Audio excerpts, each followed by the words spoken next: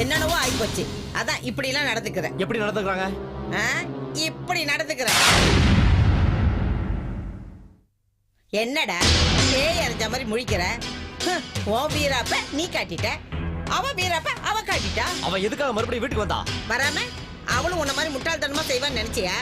இத பாருடா, அவ இந்த வீட்டுக்கு விளக்கேத்த வந்த மகாலட்சுமி. உன் கிறுக்கு தனத்துக்குலாம் ஒரு முடிவு கட்டாம அவ இங்க இருந்து போக மாட்டா. பாட்டி உனக்கு ஒண்ணும் தெரியாது. என்னடா எனக்கு தெரியாது?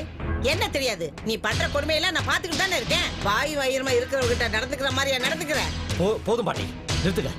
இல்லனா என்னடா பண்ணுவ? அவளை அடிச்சு சித்திரவதை பண்ற மாதிரி என்னையும் அடிப்பேங்கிறியா? அட்றாங்கிற. ஏன்டா கத்துற? அவ மேல உனக்கு 1000 தான் கோவம் இருந்தாலும் அவ வயித்துல வளர்ற குழந்தை ஓ புள்ளடா. அதுக்காவது கொஞ்சம் அனுசரணையா நடந்துக்க வேண்டாம்? அது என் குழந்தை இல்லைன்னு சொன்னா நம்ப மாட்டீங்களா?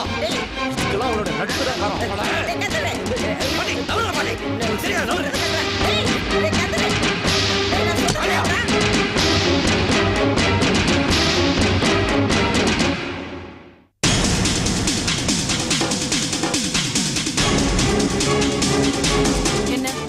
என்ன பண்ண போறீங்க? மறுபடியும் என்ன எப்படி ஹாஸ்பிடல் அனுப்பலாம்னு யோசிக்கிறீங்களா? இல்ல ஒரேடியா அவளை கொன்னுடலாமான்னு நினைக்கிறீங்களா?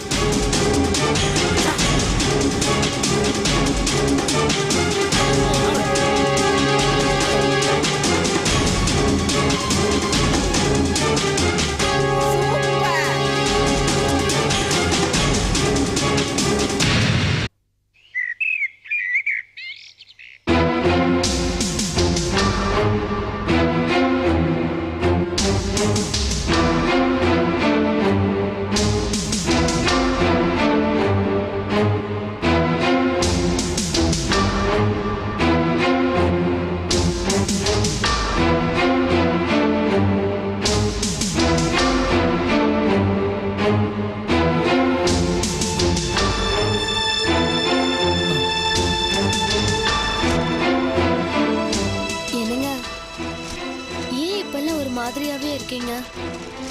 ஏதாவது ஆபீஸ்ல டென்ஷனா இல்ல என்னால ஏதாவது மன கஷ்டமா? இல்ல அப்படிலாம் ஒண்ணும் இல்ல. உங்களை நீங்க சகஜமாக்கிக்க ட்ரை பண்ணாலும் உங்களால முடியல பாத்தீங்களா? என்னமோ நடந்திருக்கு, ஆனா நீங்க என்கிட்ட மறைக்கிறீங்க.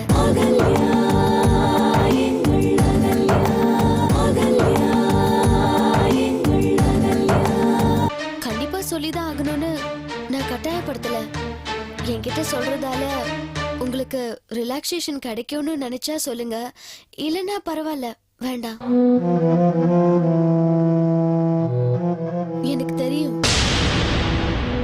சொல்லணும்னு உங்களுக்கு தோணினாலும் அகல்யா மீரா கிட்ட உங்க பர்சனலை பகிர்ந்துக்கிற மாதிரி என்கிட்ட பகிர்ந்துக்க மாட்டீங்கன்னு எனக்கு நல்லாவே தெரியும்.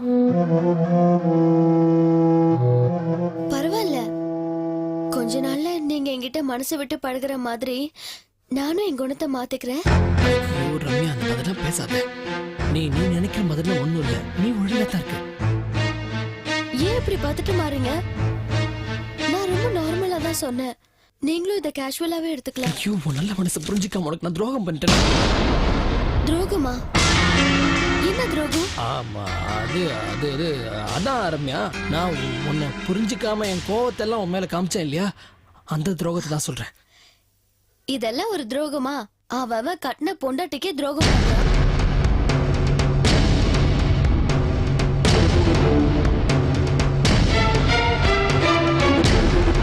அப்படிப்பட்டவங்க கூடவே பொண்ணுங்க பொறுத்துக்கிட்டு குடும்பம் நடத்திக்கிட்டு தானே இருக்காங்க.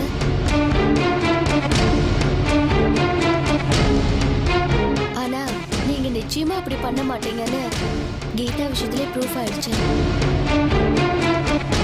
ஜஸ்ட் உங்க டென்ஷனை தானே என்கிட்ட காட்டுறீங்க. பரவாயில்ல, கட்டின பொண்டாட்டி என்கிட்ட தானே உங்க கோவத்தை காட்ட முடியும்.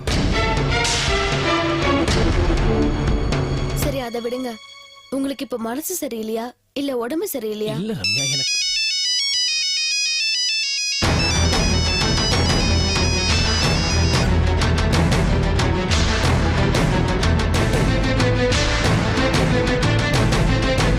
என்னங்க, என்ன அமைதியாயிட்டீங்க? உடம்பு எதுவும் சரியில்லைன்னா வாங்க டாக்டர் கிட்ட போயிட்டு வரலாம்.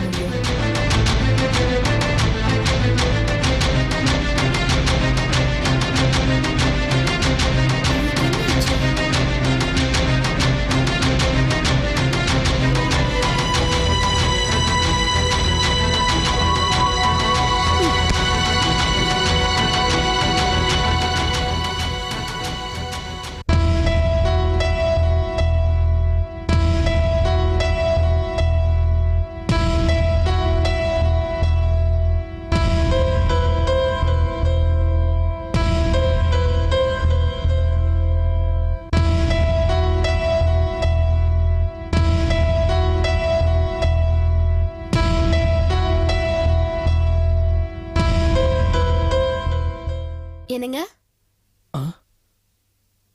இந்தாங்க சூடா காஃபி கொண்டு வந்திருக்கேன், குடிங்க. தலைவலி இப்ப எப்படி இருக்கு? பரவாயில்ல. இத பாருங்க, சும்மா இப்படியே படுத்துட்டு இருக்காம வாங்க டாக்டர் போய் பார்த்துட்டு வந்துடலாமே. இல்ல, அதெல்லாம் வேண்டாம், சரியாயிடும். நீங்க அப்படிதான் சொல்வீங்க. எனக்கு என்னமோ உங்க முகத்துல ஒரு களியே இல்லாத மாதிரி தெரியுது.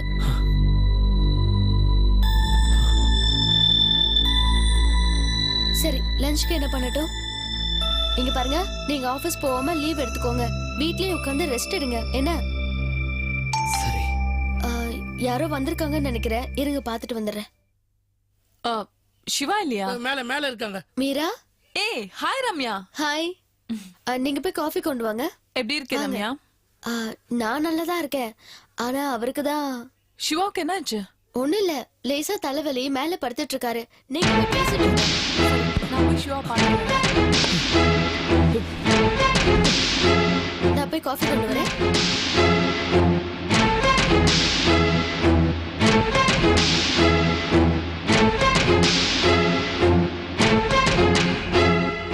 சிவா சிவா சிவா, நான் மீரா வந்திருக்கேன். ஏன் சிவா? சிவா சிவா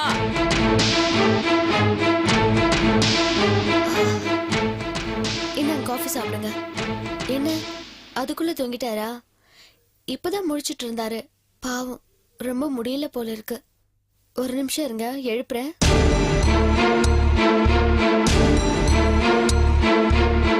என்னங்க என்னங்க, எழுந்துருங்க. மீரா வந்திருக்காங்க. என்னங்க, என்னன்னு எழுந்திருச்சு கேளுங்க. என்னங்க, மீரா வந்திருக்காங்க, என்னன்னு கேளுங்க.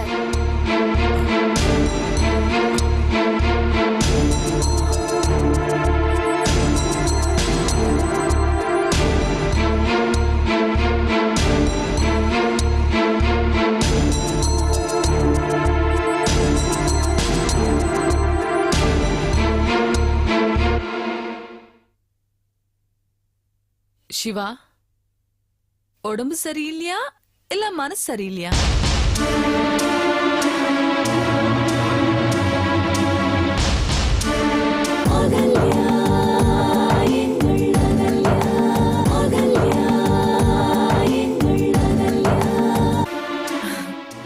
மனச குழப்பிக்காம இருந்தா உடம்பு தானா சரியா போயிடும் இல்ல ரம்யா?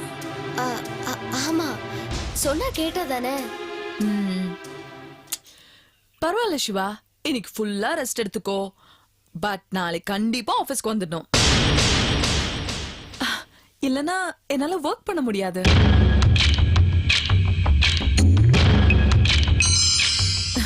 இல்ல ரம்யா? சிவா இல்லாம என்னால தனியா ஆபீஸ் மெயின்டைன் பண்ண முடியாதுன்னு சொல்ல வந்தேன். கரெக்ட் தான், கவலைப்படாதீங்க. நாளைக்கு கண்டிப்பா அவர் ஆபீஸ்க்கு வந்துருவாரு. அது அவரு சொல்லணுமே. நாளைக்கு வரேன், நீ போ. Okay, bye, take care. நான் வரேன் Ramya. Thanks for your coffee. Welcome. என்னங்க, மீரா வழி அனுப்பிச்சிட்டு வந்துடுறேன். நீங்க வேணா ரெஸ்ட் எடுத்துக்கோங்க. சரி.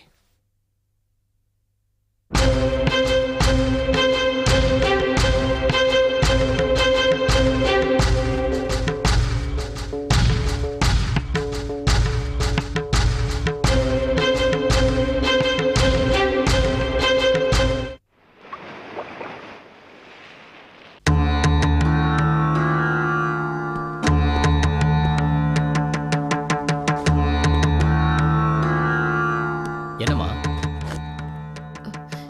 ஏன் கதிர் இப்படி எல்லாம் பண்ற? என்னம்மா பண்ண? நான் உன்னை கேட்க கூடாதுன்னு நினைச்சிட்டு இருந்தேன். ஆனா என் மனசு தாங்கல. கர்ப்பமா இருக்கிற பொண்ணை தள்ளி விட்டு சீரியஸ் ஆக்கி அவளை ஹாஸ்பிட்டலுக்கு அனுப்பிட்டேன். அங்க அவ உயிருக்கு போராடி சரியாயி வந்தா ரூம பூட்டி வச்சுட்ட. என்ன அநியாயம்டா இதெல்லாம்? உனக்குள்ள எப்படி இந்த மாதிரி இறக்க இல்லாத குணம் எல்லாம் வந்துச்சு? அம்மா, அந்த வார்த்தைக்கு அர்த்தம் தெரிஞ்சிருந்தா நீ இதெல்லாம் பண்ணி இருக்க மாட்ட. பிரசவங்கிறது ஒரு பொண்ணு கிடைச்சிருக்கிற புனிதமான வேலை. ஒரு பிள்ளையை பெத்தெடுக்கிறது அவ்வளவு சுலபம் இல்ல. ஒவ்வொரு பொண்ணுக்கும் அது மறுஜென்ம மாதிரி. சாவோட நுனி வர போயிட்டு தான் திரும்புவா. அப்படிப்பட்ட புனிதமான தாய்மைய நீ ரொம்ப கேவலப்படுத்துற கதிர். அம்மா புரியுது, உனக்கான பிரச்சனை என்னன்னு எனக்கு தெளிவா புரியுது. ஹம். வேற யாரோட குழந்தையோ பெத்தெடுக்க போறவளுக்கு நான் ஏன் கருணை காட்டணும்னு கேட்க வர, அதானே? இவ்வளவு உறுதியா இந்த விஷயத்துல எந்த பொண்ணும் இருக்க மாட்டா. தப்பான வழியில ஒரு குழந்தையை பெத்தெடுக்க எந்த பொண்ணும் விரும்ப மாட்டா கதிர். அப்படி ஒரு தப்பான கரு தான் வயித்துல வளர ஆரம்பிச்சுட்டா அந்த பொண்ணு ஓடி ஒளிய ஆரம்பிச்சிடுவா. அவ முகத்துல பயமும் அவமானமும் தெளிவா தெரியும். ஆனா இது எதுவுமே அகல்யா கிட்ட கிடையாது. அவகிட்ட இருக்கிற உறுதியும் அவ முகத்துல தெரியற தெளிவும் இது உன் குழந்தைங்கிறது தெளிவா சொல்லுது. அம்மா புரியுது கதிர். டாக்டர் அப்படி ஒரு குறைய உனக்கு சொன்ன பிறகு எப்படி முடியும்னு கேட்க வர, அதானே? குடும்ப கட்டுப்பாடு ஆபரேஷன் பண்ணிக்கிட்ட எத்தனையோ பேருக்கு மறுபடியும் குழந்தை உண்டாயிருக்குன்னு நீ பேப்பர்ல படிச்சதில்ல? அது டாக்டரோட தப்பா இல்ல இயற்கையா நிகழ்ந்ததான்னு நமக்கு தெரியாது. இன்னும் எவ்வளவோ அளவுக்கு விஞ்ஞானம் வளர்ந்தாலும் நமக்குள்ள இருக்கிற உயிர் எந்த பகுதியில் இருக்குன்னு அவங்களால சொல்ல முடியுதா? அந்த மாதிரி எவ்வளவோ விஷயங்கள் நம்மள மீறி நமக்கு தெரியாம இருக்கலாம். அதே மாதிரி இதுவும் நடந்திருக்கலாம். ஆனா நீ அவளை புரிஞ்சுக்க முயற்சி பண்ணாம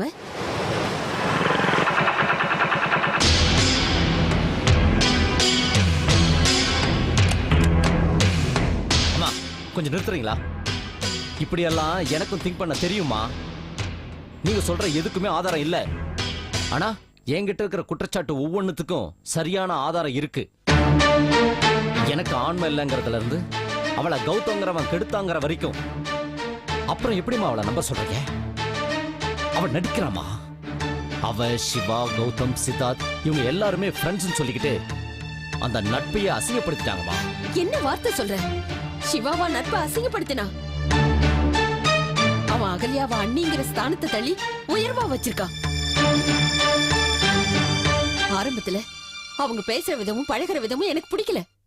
ஆனா உங்க அப்பா கிட்டயும் சிவா கிட்டயும் இந்த விஷயத்த நான் நேரடியா பேசினப்பதான் எனக்கே தெரிஞ்சது அவங்க 2 பேருடைய நட்பை பத்தி. சரி அதை விடு. சிவாவும் மீராவும் பழகினாங்களே, அது நமக்கு எப்படிடா தோணுச்சு? அவங்க 2 பேரும் ஒருத்தர் விரும்புறாங்கன்னு நினைச்சு நாமளே அவங்க கல்யாணத்துக்கு ஏற்பாடு பண்ணல? அந்த மீரா பொண்ணு கொஞ்சம் கடுமையா பேசினாலும் அவனுக்கும் மீராவுக்கு நடுவுல நட்பு தவிர வேற எதுவுமே இல்லைன்னு தெளிவா சொன்னாலே. அதே எண்ணத்தோடுதான் சிவாவும் நம்ம கிட்ட பேசினான். அவ்வளவு பெரிய பிரச்சனைக்கு அப்புறமும் சிவாவும் மீராவும் இன்னும் நட்புக்கு மரியாதை கொடுத்துதாண்டா பழகிட்டு இருக்காங்க. பழங்காலத்து ஆளுனா இந்த விஷயம் எல்லாம் எனக்கே தெளிவா தெரியும் போது உன்னால எப்படிடா இவ்வளவு சின்னத்தனமா யோசிக்க முடியுது?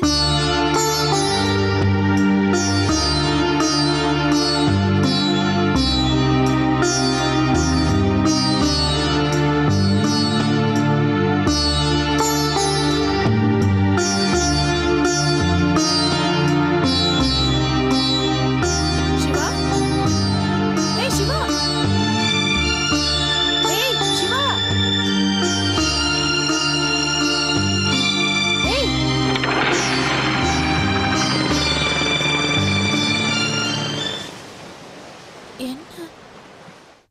அம்மா வலியும் வேதனையும் அவங்க உங்களுக்கு வந்தாதாமா தெரியும். தள்ளி நின்னு பார்த்துட்டு அட்வைஸ் பண்றது ரொம்ப ரொம்ப சுலபம். அதான் நீங்க இப்ப பண்ணிட்டு இருக்கீங்களே. இங்க பாருங்கம்மா, என்னால இப்படிதான் இருக்க முடியும். தயவு செஞ்சு இந்த விஷயமா என்கிட்ட இனிமே பேச வேண்டாம்.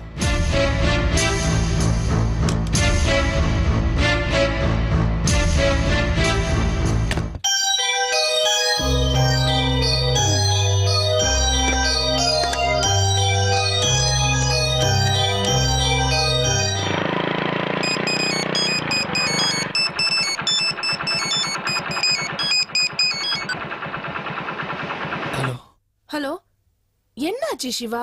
நான் உன்னை கூப்பிட்டுட்டே இருக்கேன், நீ பாட்டு கண்டுக்காம போயிட்டே இருக்க. Any problem? இல்லை ஒன்றை பார்க்கலாம் தான் வந்தேன். திடீர்னு ஆஃபீஸில் ஒரு ஃபோன் வந்து அதான் உடனே கிளம்ப வேண்டியதாக போச்சு. நான் அப்புறமா பேசுகிறாங்க இல்லையா? சிவா, ஹலோ.